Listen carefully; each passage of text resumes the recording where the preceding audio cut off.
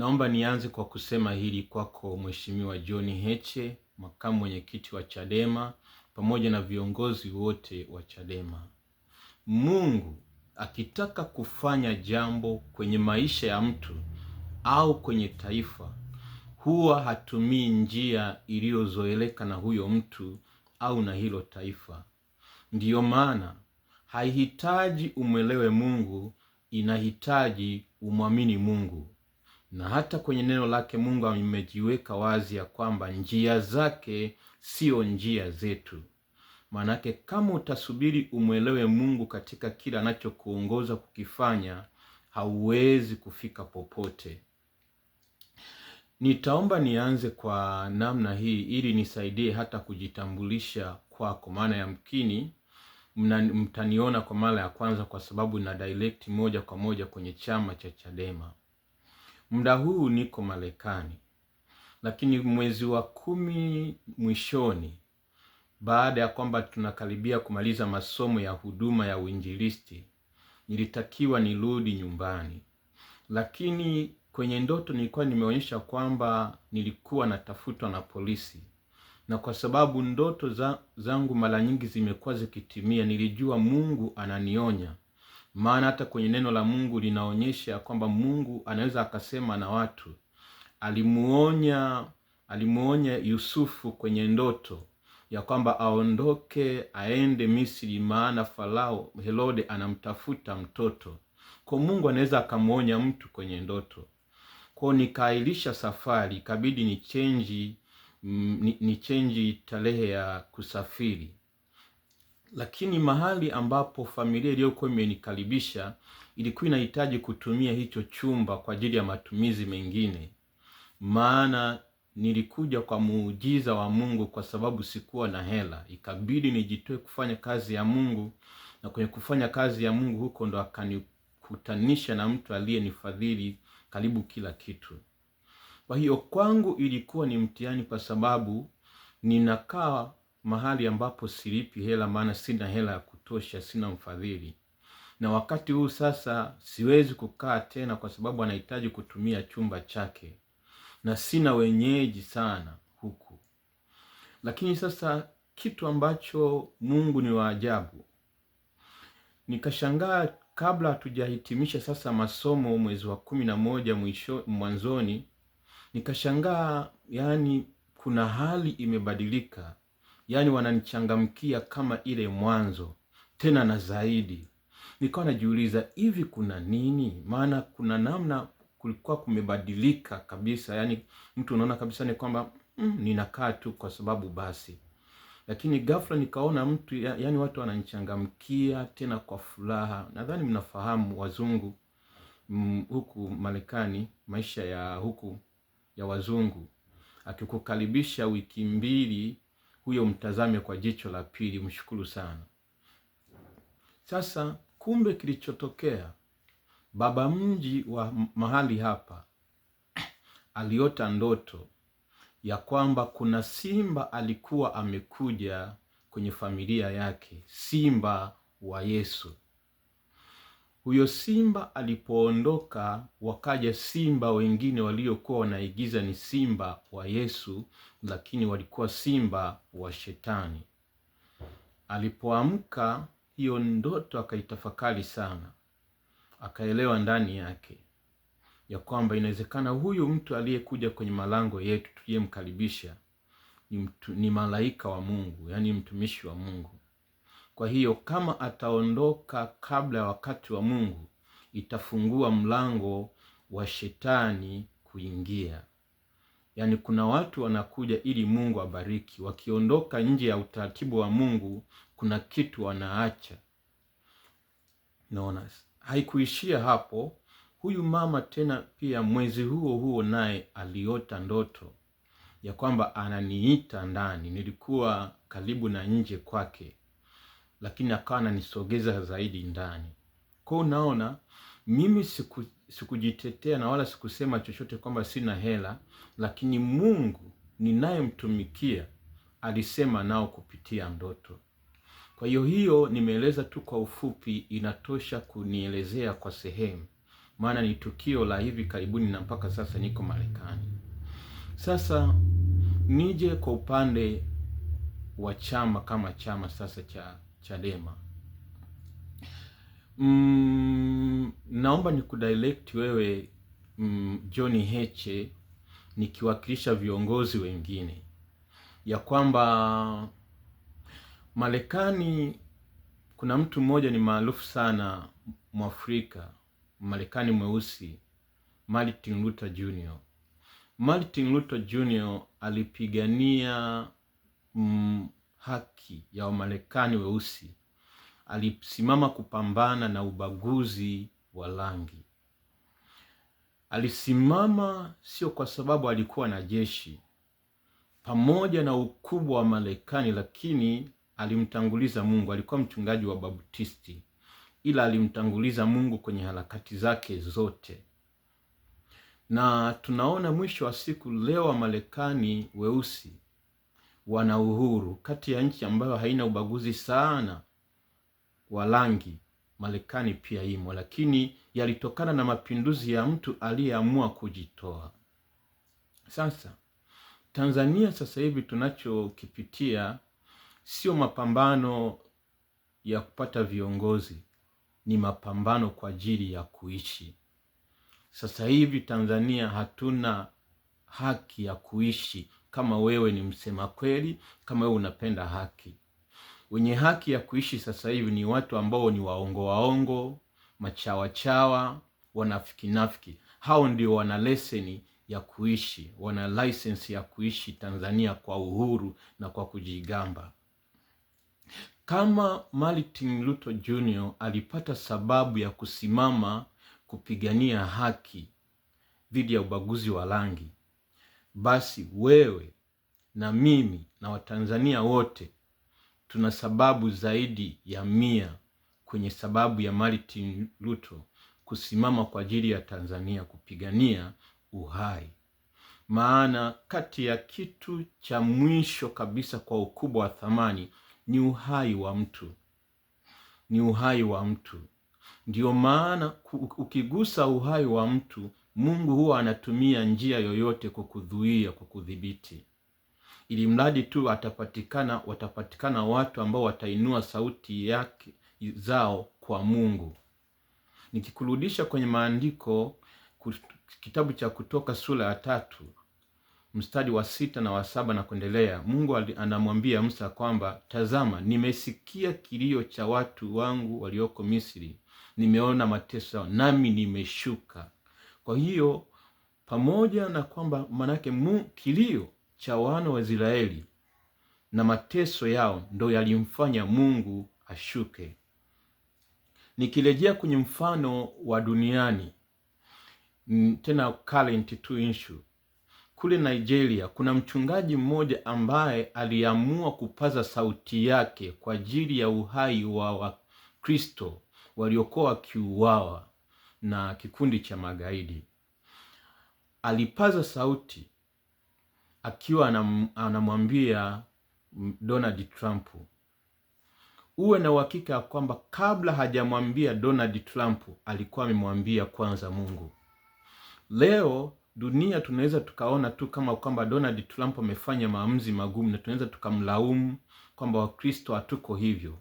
Lakini nikirejea maandiko, kitabu cha Zekaria sura ya 1 mstari wa 24 na kuendelea hapo, anasema Mungu aliamsha roho ya Zerubabeli. Kwa kuna wakati Mungu anaweza akaiamsha roho ya mtu kufanya jambo fulani hata kama halijazoeleka kufanya. Kwa mimi naamini alichokifanya Donald Trump kwa Nigeria, kwa wagaidi wa Nigeria, ni Mungu alifanya. Na Mungu alifanya kupitia maombi ya watu walioko Nigeria ambao wameteseka kwa muda mwingi, ila kuna wakati wakaamua kumlilia Mungu. Basi wakati huu ni wakati ambapo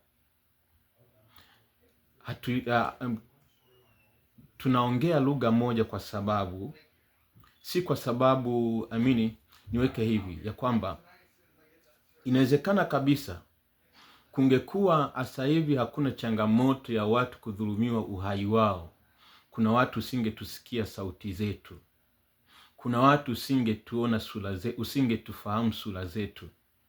Kinachotuweka pamoja na kupaza sauti ya pamoja ni uhai wa watu. Kinachofanya wanasiasa na watumishi wa Mungu tuongee lugha moja, wakati mwingine tukae pamoja, sio madaraka, kwa sababu sisi hatupo kwenye nafasi ya kuwa viongozi katika ulimwengu huu. Sisi tuna nafasi yetu, lakini uhai unatuunganisha. Maana hata serikali, viongozi wa dunia hii, Mungu anapowaweka, hawaweki ili waue, anawaweka ili wawe wasimamizi wa uhai wa watu na mali zao. Kadhalika mtumishi wa Mungu anawekwa na Mungu ili asimamie uhai wa watu hasa ule wa milele. Kwa utofauti tu ni kwamba kiongozi wa duniani anasimamia maisha ya mtu ya hapa duniani, lakini kiongozi wa rohoni anasimamia maisha ya mtu ya baadaye, baada ya kufa. Sasa kwa sababu wote tunategemea maisha yao wakiwa hapa duniani, ndio maana wote tunahitaji kusimama. Ndio maana tunajikuta kwamba wote kwa pamoja Mungu anatuinua kuongea sauti moja. Sasa bila kukuchosha ni kwamba kama wanaoua wanapata ujasiri wa kutoka hadharani kuendelea kuteka, wanapata ujasiri wa kupotosha ukweli licha ya ushahidi wote, wanapata ujasiri wa kutokeza hadharani kuongea, je, sisi ambao tunajua tunachosimamia ni haki, tuogope? Tuogope? Maandiko yanasema wenye haki ni majasiri kama simba. Kwa kama sisi tunajua kwamba tunachosimamia ni haki, hatupasi kujificha. Yaani John Heche, nikwambie, kama mimi ningekuwa mwanasiasa, hayo maandamano ya kupinga serikali wala nisingeyafanya mafichoni, wala nisingetumia mgongo wa mtu, wala ningetoka hadharani. Kwa sababu iko hivi, tena uzuri wewe unamjua Mungu. Duniani hapa tumepewa majukumu ya kufanya. Baada ya kumaliza, ukifa unatoa hesabu. Kwa hiyo maisha hayaishii tu hapa duniani ukifa, bali ukifa ndo daraja ya kupandishwa, maana unalipwa ujira ulioyafanya. Kwa hiyo Mungu akikupa kitu kufanya, ufanyi tu kwa ajili ya kutunza uhai wako, unafanya hata kwa ajili ya unafanya kiwango cha kutoa uhai wako kwa ajili ya wengine. Kwa hiyo John Heche, una nafasi ya kuorganize kupigania si kupata uongozi, bali uhai wa Watanzania. John Heche na viongozi wote wa Chadema, ngoja niwaambie kitu kimoja. Mungu ni simati sana kwenye kufanya mambo. Nadhani wewe unanizidi umri, sijajua miaka mingapi. Kati ya watumishi wote Tanzania, kwa umri wako uliokuwa, umewahi kumsikia mtumishi ambaye amevuma kama Moses Kulola? Je, Mungu amebadilika? Mungu wa Moses Kulola ambaye vipofu waliona, viziwi walisikia, viwete walitembea, amebadilika? Ni yule yule, si ndivyo? Ni yule yule. Lakini kinachotutofautisha ni namna ambavyo unajitoa kwenye hiyo nafasi aliyokupa Mungu. Kwa hiyo John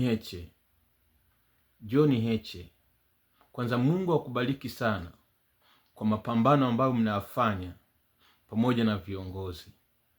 Huu ni wakati ambapo nimekumbuka nilichokuwa nataka kusema, ni kwamba kuna wakati ambapo nimemrejea Moses Kulola, nikimaanisha kwamba Kuna vitu unafanya kwa Mungu vinakupa daraja, vinakupa kuaminiwa na Mungu, vinakupa kupendelewa na Mungu, vinakupa nafasi mpya mbele za Mungu. Kuna wakati Mungu hatupi kitu kwa sababu umeomba. Kuna wakati Mungu anatupa kitu kwa sababu kuna kitu cha kwake umefanikisha. Kwa hiyo inawezekana kabisa, na siku zote Mungu huwa kabla hajampa mtu kitu huwa anampima. Kwa wakati huu inawezekana kabisa mnapimwa na Mungu. Tena sio mnawezekana, mnapimwa na Mungu. Cha kwanza Mungu anaangalia, je, mioyo yenu imebeba kusamehe? Mfano leo Mungu akawakabidhi madaraka Tanzania, Chadema kwa mara ya kwanza mkashika madaraka kama wapinzani. Nini ambacho mnaweka kipaumbele kufanya? Mungu anaangalia mioyoni. Mungu akiona ajenda ya kwanza ni kulipiza kisasi kwa sababu mliteswa, Mungu hata kama alikuwa ameamua kuokoa, anasitisha kwanza. Wana wa Israeli walikuwa wamepangiwa waondoke utumwani baada ya miaka 400, lakini waliondoka mwaka wa 430. Manake miaka 30 walikuwa ni nje ya mpango wa Mungu. Kwa kadhalika, kuna wakati unaweza ukachelewesha nafasi aliyokuandalia Mungu kwa sababu kuna kitu hujajikamilisha. Haya, kwa hiyo nirudi kwenye mfano ushuhuda. Kuna mtu mmoja, naomba nisimtaje jina nisije nikamuingiza hatiani, japo kuwa ni ngumu kwa sababu hayupo kwenye system hiyo. Wakati ninapambana kwa ajili ya kufanikisha safari ya kwenda South Africa, nikiwa napambana kutafuta hela huku na huku, yeye ni mtu wa kawaida tu, na alikuwa ananiona kwenye group la WhatsApp, akajitoa kwa sehemu kwa taaluma yake kufanikisha safari yangu ya South Africa. Na kwenye hiyo ni mwaka jana. Mwaka huu pia kwa habari ya safari yangu ya Marekani, akajitoa pia taaluma yake kufanikisha safari yangu ya Marekani. Amehitimu masomo yake tangu 2022 na hana ajira. Lakini ninavyosema hivi, ameajiriwa kwenye shirika la ndege mahali fulani. Naomba nisitaje hiyo nchi. Nini? Mungu, maana mimi nimekuja huku, safari yangu ya South Africa huku imeanzia ndotoni. Maanake alikuwa anafanikisha cha Mungu. Kwa hiyo kupitia kufanikisha cha Mungu, Mungu akajibu maombi yake ambayo ana muda mrefu nayo. Kwa hiyo kadhalika, kuna wakati ambapo Mungu anasubiria mfanye jambo fulani, mkamilishe kazi ambayo amewapa. Aidha kulivusha taifa la Tanzania kutoka kwenye huu utekaji, kutoka kwenye huu uuaji. Then baada ya hapo ndipo awaamini kuwapa madaraka. Kwa sasa hivi mnisamehe tu, mimi sio mzuri wa kuongea, ndio maana naitwa Musa, na hata aliyewaongoza wana wa Israeli alikuwa ni Musa mwenye matatizo ya kigugumizi kama mimi. Kwa hiyo okay. Nilikuwa nasema ya kwamba, kwa hiyo yes, kwamba wakati huu ni wakati ambapo ili Watanzania wasimame na nyie kwa pamoja, inatakiwa muweke pembeni habari ya maono ya chama. Tunajua chama ni kushika dola, kuwa madarakani. Inabidi hiyo muiweke pembeni. Muiweke pembeni. Kwa habari ya katiba, sio wote wanaona umuhimu wa katiba, maana wengine inawafavor. Hiyo muiweke pembeni. Kwa habari ya reforms za uchaguzi, hiyo muiweke pembeni. Tunasimama na ajenda moja, kuzuia utekaji unaoendelea Tanzania, lakini pia kuwapata ndugu zetu ambao wametekwa, na kama wameuawa basi watuonyeshe miili yao. Uhai tunaweza tukatofautishwa na interest za katiba. Mwingine anataka katiba, mwingine hata atambui katiba, mwingine anataka Chadema ingie madarakani, mwingine hataki. Mfano mimi ukiniambia sina interest na chama chochote, lakini tunapokuja kwa uhai, manake tunakutana. Kwa sasa hivi kitakachoweza kutupa umoja kama taifa ni pale tutakaposimama kupigania uhai wa watu ambao unaondolewa. John Heche na viongozi wengine, mimi kwa kweli naona ni heri M23 ya Kongo kuliko M23 ya Tanzania, kwa sababu M23 ya Kongo iko polini, lakini M23 ya Tanzania iko madarakani, iko Ikulu, iko kwenye mikoa, uongozi wa mikoani, iko kwenye taasisi mbalimbali. Ni heri M23 iliyoko msituni kuliko M23 tunaopishana nayo maofisini. Kwa hiyo inahitaji umoja wa Watanzania. Umoja huo tunaufanyeje? Mimi naomba unisaidie kitu kimoja, na uongozi wote wa Chadema. Mimi mnifanikishie tu kuandaa maombi ya kitaifa tarehe 12 mwezi wa kwanza mwaka 2026.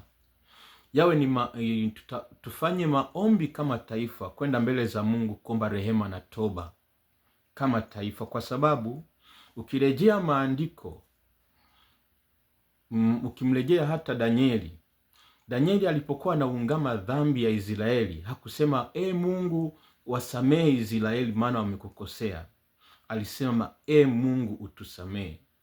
Haimaanishi naye alikuwa anaabudu miungu kama Israeli, ila alijiweka kwenye hiyo nafasi kwa sababu na yeye ni Muisraeli. Kadhalika walioua Watanzania wenzetu ni Watanzania wenzetu, yaani walioua Watanzania ni Watanzania. Watanzania wametuua Watanzania. Kwa hiyo laana ya walioua inatuhusu kwa sababu waliotuua ni Watanzania pia. Kwa hiyo nchi haiwezi ikapona bila kwa pamoja kama taifa kwenda mbele za Mungu katika toba. Haya mambo wasiosali hawawezi kuyaelewa, lakini ambao tunasali na Mungu ametupitisha kwenye mambo mbalimbali ya kiroho, tunaelewa nini maana ya kumwaga damu isiyo na hatia. Kama Daudi na uongozi wake ulipitia changamoto za majanga, njaa, kwa sababu ya mtangulizi wake kumwaga damu isiyo na hatia, vipi hii serikali iliyoko madarakani ambayo imeingia kwa kumwaga damu? Haiwezi. Ndio maana kila leo wanapojaribu kuongea, kutoa hotuba, yani unajikuta kwamba yani huelewi chochote. Yani ni kama wanazidi kujishushia heshima tu. Ni heri wakubali tu kwamba kwa kweli sisi ni binadamu, tunakosea, then tunaanza upya. Kingine ninawaomba sana ya kwamba ukitaka upate neema kwenye nafasi, kiti ambacho Mungu anakupa, usitake kuona mwingine anaangamia kwa uovu wake, bali uwe sababu ya kumsaidia kwenye uovu wake. Ninajua yaliyotendeka Tanzania, kuna watu wanapaswa kufungwa, kuna watu inawezekana wanaweza kupaswa kunyongwa, lakini kama unataka Mungu abariki uongozi wako, usiwe sababu ya mtu mwingine kunyongwa. Utachunguza maisha ya Daudi, kuna watu walikuwa wakati anamkimbia Absalom, kuna watu walimcheka, kuna mtu alimcheka, lakini aliporudi hakumuua, aliendelea na uongozi wake. Kuna kina Yoabu alimuua Abuneri, lakini kwenye ufalme wake Daudi hakumuua. Nini? Alikuwa anaepusha yani kuhukumu, anamwachia Mungu. Kwa hiyo mkitaka Mungu awape nafasi, maana hizi nafasi tunapewa na Mungu. Mkitaka Mungu awape nafasi ambayo yamkini inaweza ikaleta historia mpya kwenye Tanzania, ambayo inaweza ikawa kama ambavyo Burkina Faso inajadiliwa mtandaoni, inawezekana Tanzania ikawa Burkina Faso ya pili au ya kwanza. basi muingie kwenye nafasi ambayo hamna chuki na mtu, mmesamehe kila mtu, wala hamuwazi kwa habari ya kulipiza kisasi. Mungu atajua, then baada ya hapo neema ya Mungu itakuja juu yenu. Na kwa hiyo, na ninaomba hiki nikiwa namalizia, ya kwamba ili jambo liende vizuri, kabla hatuja ya kuorganize kampeni ya kupambana, ya kuzuia ya kukataa utekaji, uuaji na kudai ndugu waliopotea, tunaweza tukaanza kwa kuorganize hayo maombi. Hayo maombi ndo yakatupeleka, ikawa ni mwanzo wa kudai sasa madai yetu. Inawezekana hata Mungu akafinyanga mioyo yao, wakajua ni wapi wamekosea, wakakiri kosa. Unajua, mbele za Mungu sio kama sisi. Kama Mungu hajamuua shetani mpaka sasa, manake hukumu ya Mungu ni tofauti na wanadamu. Bado wana nafasi ya kusamehewa na Mungu. Kwa hiyo nadhani ni nzuri zaidi tukianza na maombi, then baada ya hayo maombi ndo yatatupa hatua gani. Kama itakuwepo hatua kwamba bado hakutakuwa na nafasi ya wao kukiri kwamba tulikosea, na kuwa mfano kama Lowassa alijihudhuru kwa hiari. Kama hakuna kujihudhuru, basi Mungu atakuwa ametupa njia nyingine. Kama ni hayo ya maandamano, organization kuorganize inaanzia mpaka, yani inahusisha wananchi wote, mpaka watoto, mpaka wazee, na tunahusisha taasisi zote mpaka za dini, kwa sababu sasa hivi hakuna aliye salama. Mpaka maaskofu nao wanatukana mtandaoni, wanatafuta kuuawa, wanatekwa. Manake hakuna aliye salama. Kwa manake linatuhusu wote bila kujali ni taasisi ya dini au ni nini. Kwa tunashirikiana, ni maandamano ya pamoja. Na uzuri hao wanajeshi ambao wanategemewa na M23 ya Tanzania bado ni ndugu zetu, ni wajomba zetu. Manake tukiorganize vizuri maandamano ambayo yanahusisha taasisi nyingi, yanahusisha watu wote wa Tanzania wote, hawatakuwa na nguvu ya vyombo vya dola, kwa sababu hao ni ndugu zetu. Lakini pia polisi najua wametutendea mambo mabaya, lakini bado ni ndugu zetu. Wezi ukaponya jeraha la moyoni bila msamaha. Bado wanahitaji msamaha. Mengine tunamwachia Mungu. Kwa hiyo hata maaskari bado wana nafasi kwetu kabisa, wana nafasi kwetu. Wanajeshi bado wana heshima yao. Mimi bado nawapa heshima, maana tunajua protocol za jeshini, hukurupuki tu kuamua kitu. Kwa mimi bado nawapa saluti yao. Lakini nikomee hapa, mengine Mungu atawapa hekima.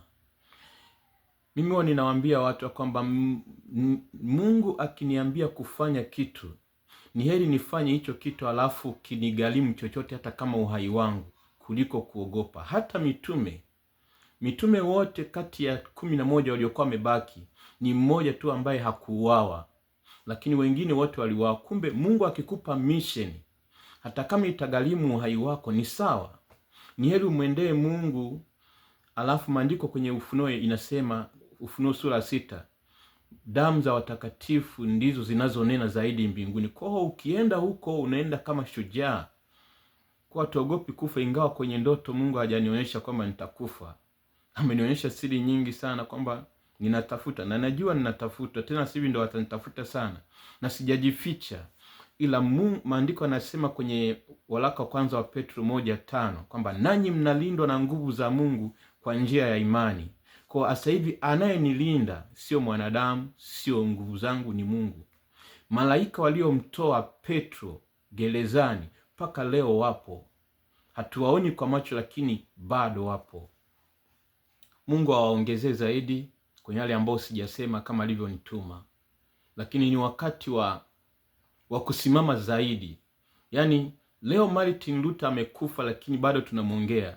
John Heche, ni heri ufe ukiwa unapigania uhai wa watu milioni 70 kuliko kufa ukiwa mzee miaka 80 alafu hujapigania chochote. Yaani ni heri ufe mwaka kesho ukiwa unapigania uhai wa watu 70 kuliko kufa mwaka 2050 ukiwa ulikuwa unapigania uhai wako. Let us stand together and God is with us. Mwenyezi Mungu, ninakushukuru kwa sababu wewe unatumia njia ambazo mwanadamu hawezi kuzielewa ili kufanya mambo makubwa. Bwana, ututangulie. Amen. Naomba niwasomee kwa andiko hili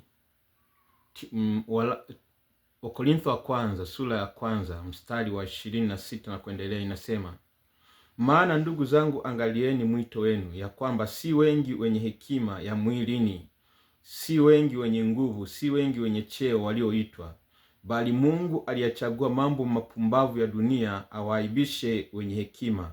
Tena Mungu alivichagua vitu dhaifu vya dunia ili aviaibishe vyenye nguvu. Tena Mungu alivichagua vitu vinyonge vya dunia na vilivyodharauliwa, naam, vitu ambavyo haviko, ili avibatilishe vile vilivyoko. Mwenye mwili awaye yote asijisifu mbele za Mungu, bali kwa yeye ninyi mmepata kuwa katika Kristo Yesu. 31 nitarukia, kusudi kama ilivyoandikwa, yeye aonaye fahari na aone fahari juu ya Bwana.